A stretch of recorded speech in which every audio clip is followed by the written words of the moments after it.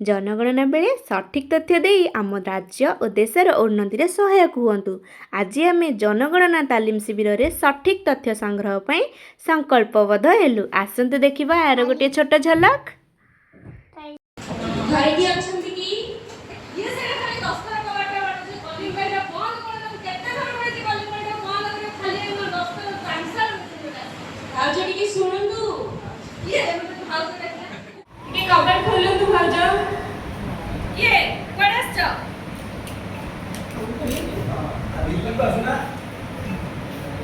नमस्कार आगे मैं जनगणना व्यवस्थी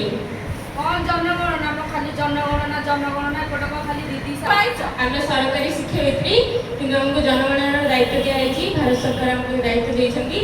आपको रिक्वेस्ट कि कोऑपरेट करूँ सहयोग करूँ कहीं सरकार निकट में आपंकर जहाँ भी तथ्य रही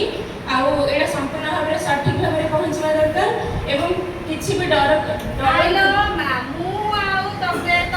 देवी